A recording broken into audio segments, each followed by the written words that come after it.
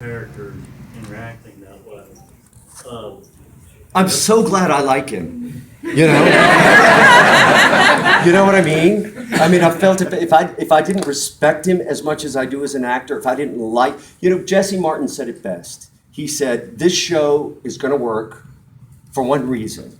He said because that kid's head and his heart are in alignment and they're in the right place. And I couldn't say it any better. my second question would be, did you ever, we've never seen any, of course, floating around, but were there any bloopers or outtakes from your time on the 90s series and now? Or is it all just? Oh, I'm sure there were things that didn't happen, things, you come running up into a scene and go, what's I supposed to say? What's your name again? All those little things. But I can't think of anything specifically. But blooper reels are always fun. You're always afraid that they're going to save them, and invariably they do. Yes, sir. I noticed when you were in the costume, obviously it's a very physical role. There was a couple of times, if you looked really close, you could see it was like a little damaging suit with armpits. How many costumes did you have? Did you have somebody that had to keep repatching the same costume, or what did you have in terms of wardrobe for the times when you moved the wrong way and accidentally had a tear in the suit? Mark Hamill just gave an interview in which he referred to the suit as, I wish I could, a red foam rubber sponge nightmare. It looked like it was velour or something on the outside. It was they spent $100,000 in 1990 to build 4 suits. And the way they did it was, it's a very weird process. Well, first of all, they took a body cast of me, then they sculpted individual foam latex muscles. It wasn't a one-piece suit. The pecs were individual, they were all individually sculpted. And then they brought me in, and they greased me down, and they wrapped me in cellophane, and then they put a spandex suit over that. And I soon found out why they did that, because the glue they used to set the muscle pieces got hot when it was setting. So it was burning while it was setting. So all the white pieces got glued on. They let that dry. Then they flocked it with a red material. And that was all great, except I would have it on for 20, 30 minutes, and I would start sweating through the muscles. You would sit, which I thought was kind of cool, but they said, hey, that's not in the comic books. So they had a solution, though. They sprayed it with a sealant, so it just all stayed inside, like drowning. And they couldn't, really good. They couldn't clean them. So they hung, there were 2 for me, 2 for the stuntmen. They'd hang my 2 in my trailer and spray them with Lysol. And they'd still be wet at 5 in the morning when I put them on. And this thing with the seams was they didn't want to go the route with like the Batman costume. This guy's thing was speed. It couldn't be hard. It had to be movable. It had to move. They've gone even further with that now in trimming down the suit and making it more streamlined, which I think is smart because the guy, he has to be aerodynamic. I kept saying cut down the traps. In fact, we cut the suit down over the course of the series. But anyway, with me sweating through it that much, immediately the foam latex started crumbling. So there was constant maintenance. It had to be shot very carefully. I had a very strict rule. I didn't want any B-roll when I was in the suit. In fact, I had a real argument with Entertainment Tonight once because they tried to sneak in some B-roll. You know what B-roll is? Everybody knows what B-roll is, right? It's when a camera crew comes in and it's not production camera, which is very controlled lighting and very controlled shots. But somebody comes in like she's doing B-roll right now. Sue is doing B-roll and just comes in and shoots off to the side because it was a constant battle to keep those suits from disintegrating. People said, the last I heard, half of one was in a plexiglass case in Planet Hollywood in Orlando, which made me sick to my stomach. Being close to that people's food, concealed. Yes, sir. Do you think it's a sign of where we came from 25 years ago and how the heroes were stylized to have the bigger muscles? Yeah. And now it's more, extreme, be it Flash or Arrow. They're going for that more realistic look. Absolutely. We were in the post Mark McGuire, Jose Canseco, post Pumping Iron, Hangover. You know, all heroes had to be, you know, twice as big as life. You know, and now it's people are, you know, we see baseball players shrink to their normal size. We're used to seeing that.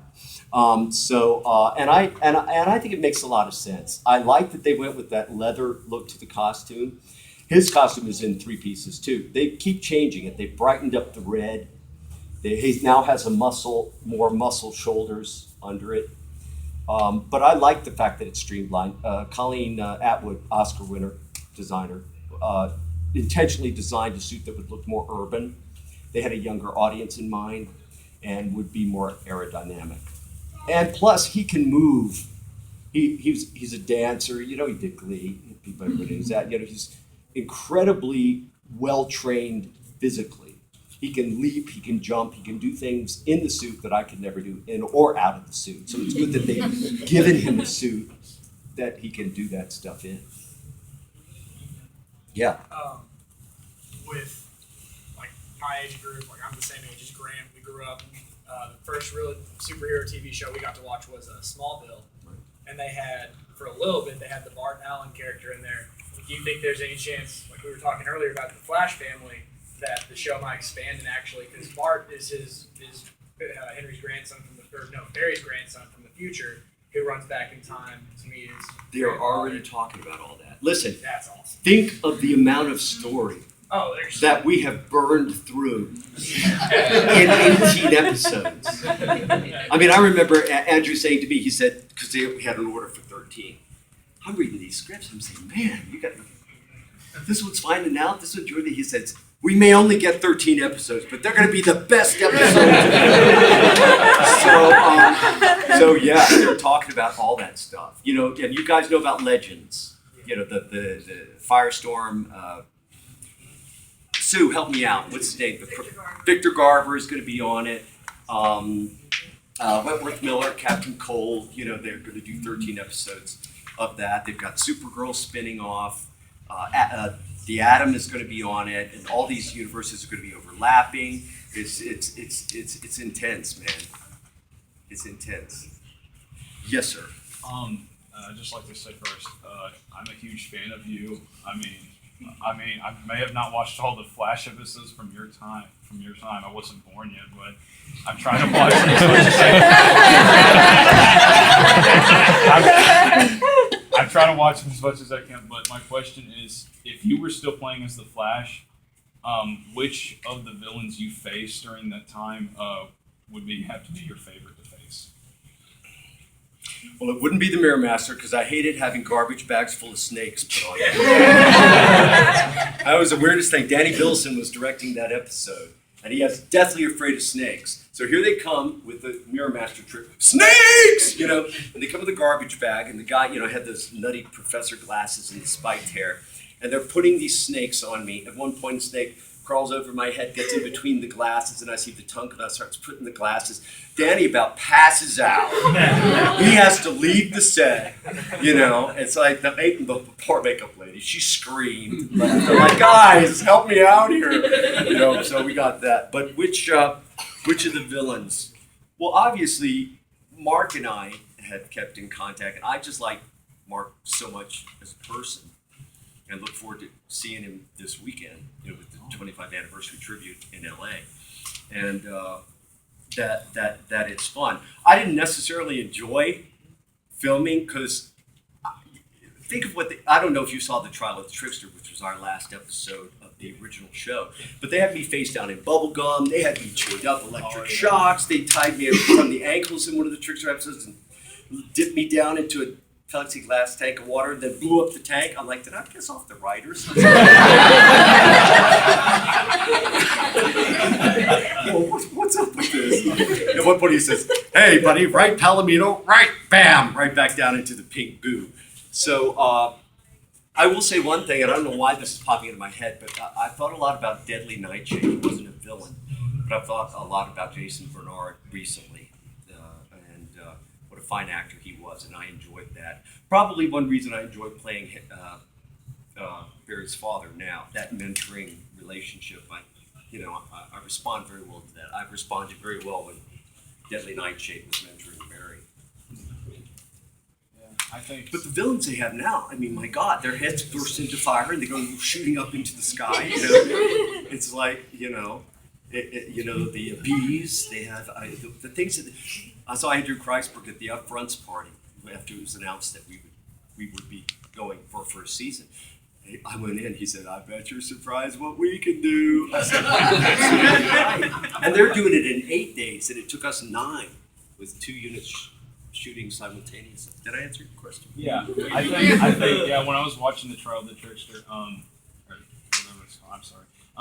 I think probably when you were face down the Vogon, I think that had to be a bad thing for you. That wasn't a particularly fun experience, Yeah. Plus, being a little bit uncomfortable in the suit, it was really challenging for me. Like when the Flash is coming down with the brightly colored Trickster boots on and smashing the parking meters, and I did enjoy the line. It's not guns that kill people; it's these little hard things. Throwing the bullet back. I did enjoy that, but yeah, those were challenging episodes for me. Yes, sir. That's it in the back. The guy in the back. Do you feel that you got shafted by not getting picked to do Justice League movies? I thought Steven showed a great amount of leadership. He is a good leader. He was amazing at Comic-Con. He hosted the festivities of all 4 shows when we did the panels. Really good guy, and I thought he really spoke out. When I don't really have an opinion about that. Who was I talking about? We were talking about that at the table. I think that's a bit of an old idea that the TV world and the movie worlds are separate and they don't intersect.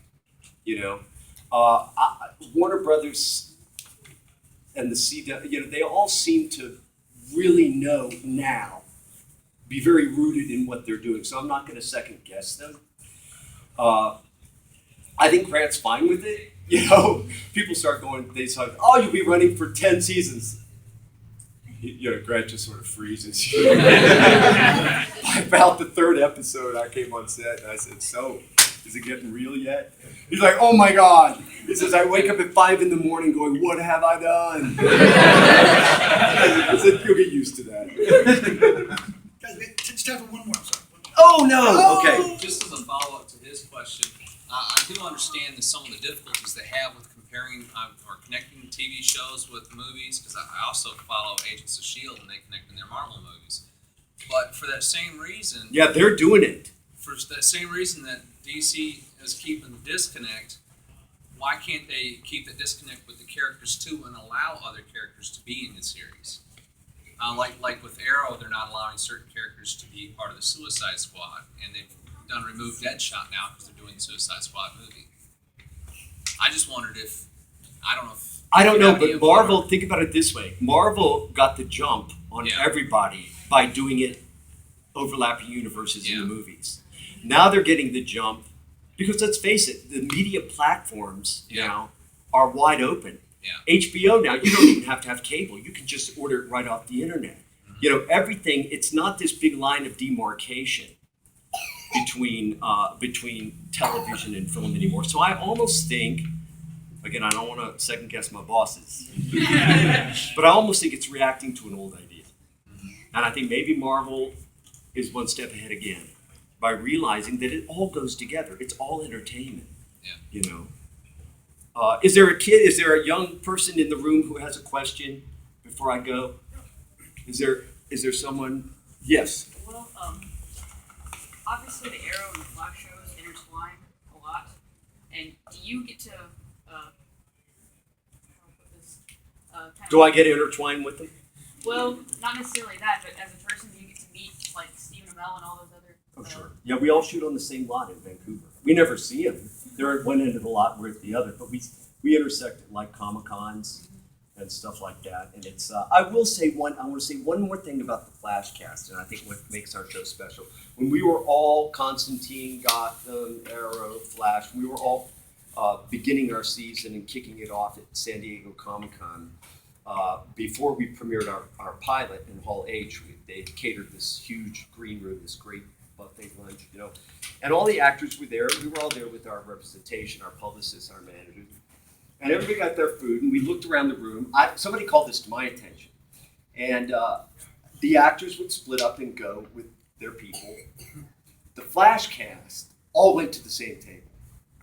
And that's what makes it a really unique experience. And I think you feel that. You know, I mean, my God, we're doing a scene. I look over there. There's Jesse Martin and Grant. Jesse is showing Grant a new tap routine. You know, I mean, it's a cast that really enjoys being together, and I think that reads on the screen. It certainly makes it a better workplace. Thanks. Yes, sir. Do you think Caitlin will ever become good at singing show? Oh, I think so. On that note. Well, what a great, guys, I want to thank, we're going to say that for sure. I want to thank you guys for just showing, John, such a great time.